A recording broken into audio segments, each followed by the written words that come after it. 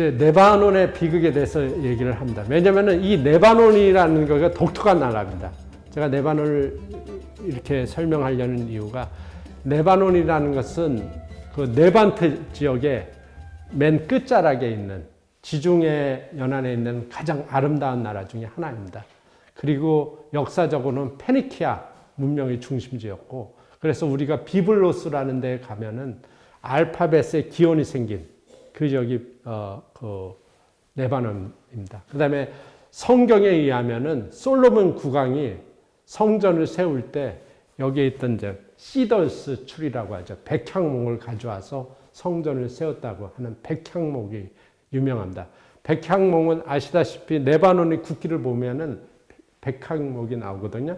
그래서 그 백향목으로 유명한 아주 되게 아름다운 국가인데 이 나라가 아주 비극적이 됩니다. 그 이유가 그 사이코스 피코 협정에 의해서 레바논은 프랑스가 이임 통치로 돌아갔고, 그 프랑스 입장에서는 레바논을 유일하게, 여기는 마론파라는 기독교가 인이 다수이기 때문에 프랑스와 아주 똑같은 그런 비슷한 나라를 그 중동에서 세우자고 원래 계획을 했었습니다. 그렇지만은 나중에 그 수니파하고 시아파까지 아우르는 대레바논 국가를 설립하게 됨으로써 지금의 비극이 생기게 됩니다. 그래서 레바논의 그 종파를 보면은 레바논은 마론파 기독교인입니다. 그래서 이 사람들은 페르키아의 후손이라는 자부심을 가진 권력을 가진 부유계층입니다.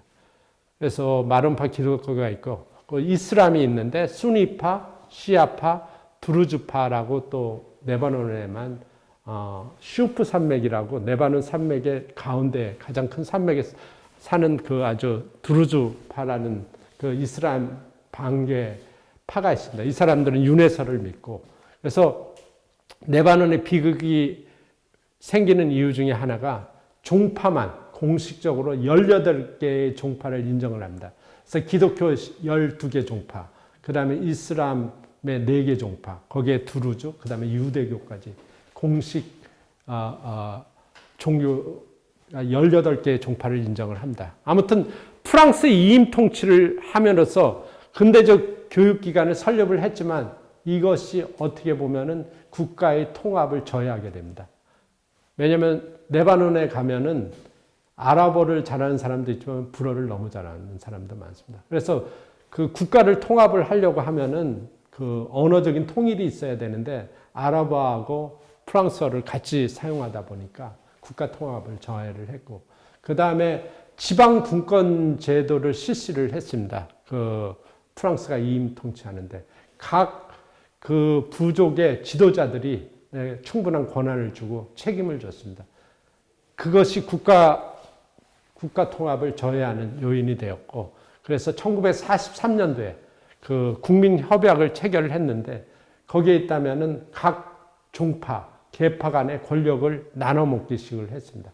소위 말하는 대통령은 마론파에서 나오고, 총리는 수니파에서 나오고, 국회의장은 시아파에서 나오고, 국회의원도 인구 비율에 의해서 6대5로 6은 기독교, 5는 그 이슬람한테 나눠 먹기식으로 했는데 이것이 가장 민주주의 기본 원칙을 무시하는 제도고, 그 다음에 레바논의 비극에 아주 뿌리가 기원이 됩니다.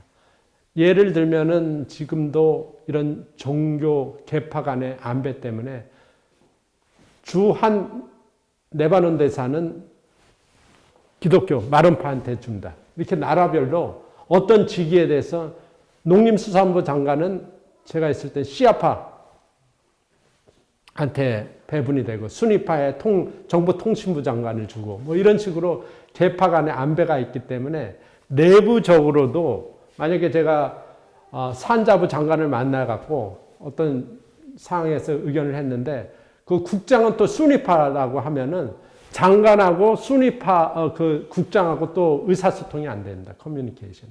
그래서 이런 문제 때문에 지금 레바논이 1950년대에서 70년대는 중동 지역에서 가장 아름답고 가장 잘 살던 나라가 지금은 완전히 되게 어려운 상황에 봉착하게 됩니다.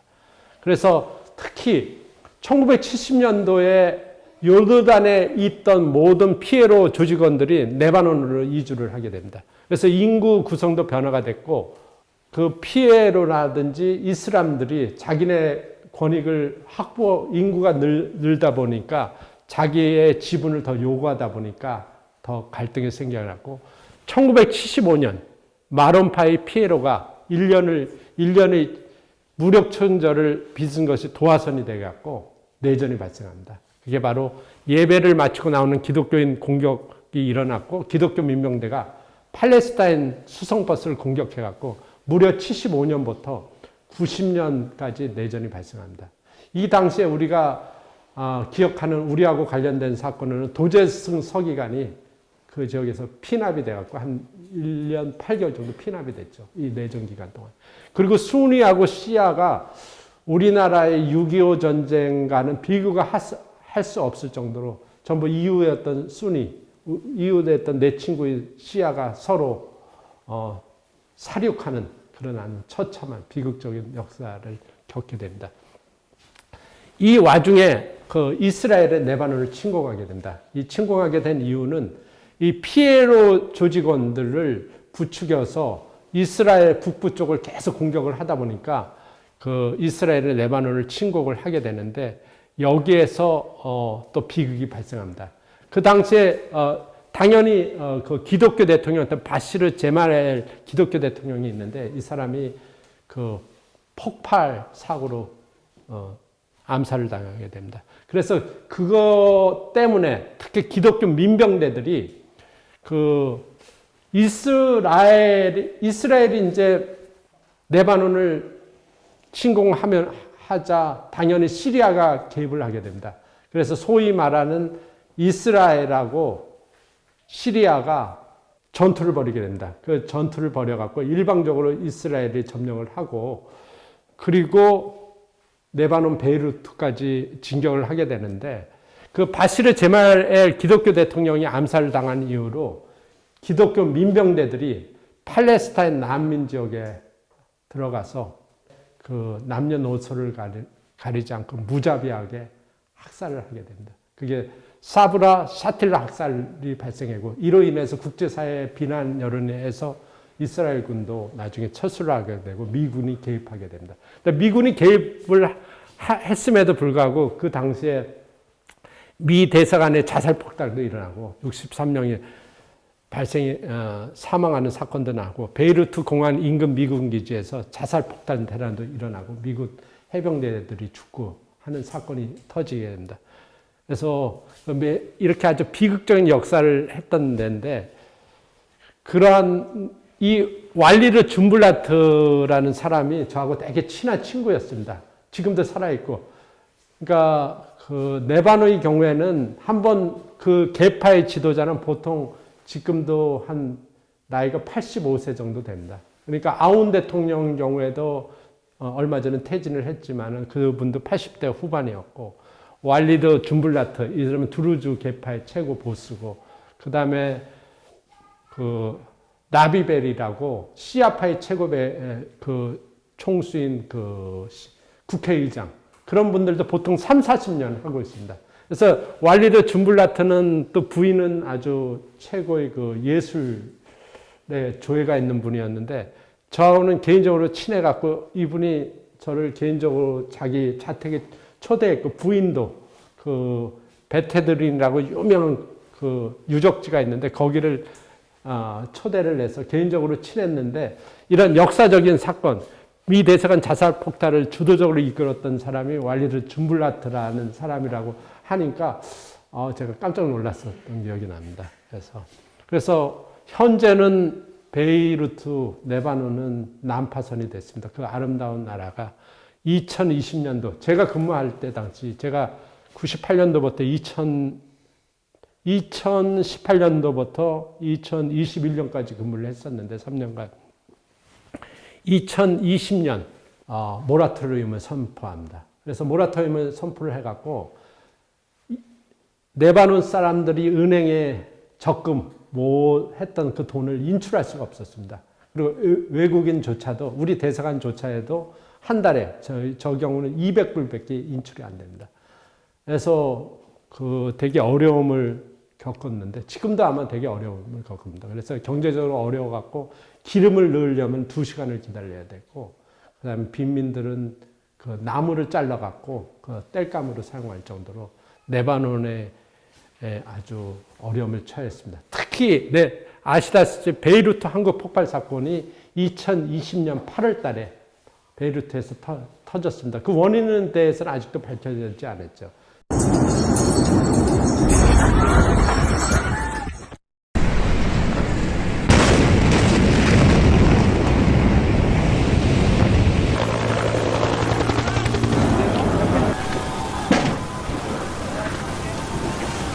질산 암모늄이 공항에 있던 항구가 폭발이 됐는데, 이 사건은 저는 개인적으로 직접 겪었습니다. 그러니까 지금도 기억나는데 2020년 8월 6일 날, 그때 이제 6시에 제가 레바논 대사관은 관저하고 대사관이 같은 건물에 있습니다. 그래서 3층 건물이 제가 개인적으로 사는 개인적인 주거지고, 그 다음에 4층은 식당입니다. 식당인데 4층에 이제 저희 집사람하고 제가 늦둥이가 있어서 막내하고 저녁 식사를 저녁을 6시에 시작을 하거든요. 6시에 시작하려고 올라가서 이제 식사하려고 의자에 앉는 순간에 건물이 막 흔들려요. 그래서 이거 지진이 발생하지 않았나 조금 당황을 하고 있었는데, 그냥 폭탄 소리가 팍 터지면서 그 관저의 대형 건물이 그냥 박살이 났습니다. 그래서 저는 순간적으로 이거 테러 공격을 받지 않았나 해갖고 저희 아이를 이렇게 끌어안고 밑으로 이제 숨었었는데, 나중에 밝혀져 보니까 베이루트 항구 폭발 사고가 터졌습니다. 베이루트 폭발 항구 사고가 터진 지점에서 대사관까지는 10km나 됩니다.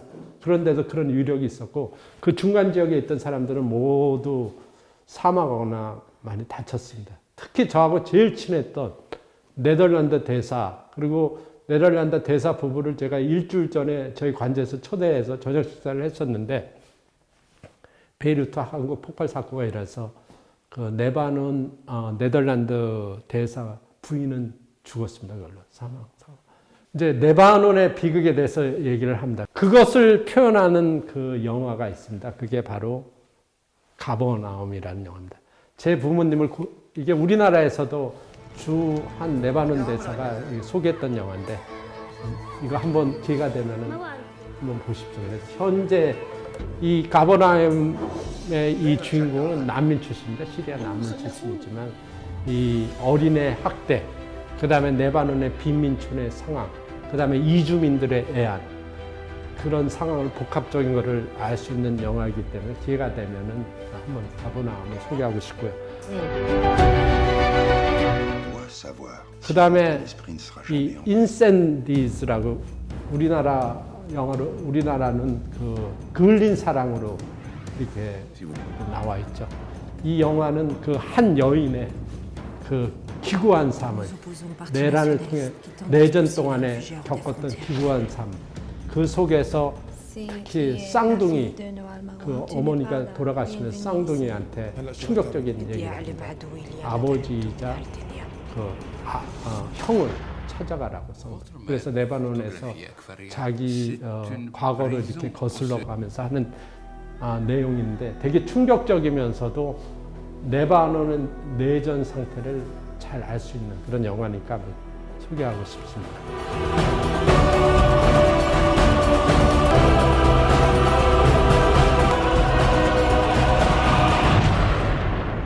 La mort, c'est jamais la fin d'une histoire.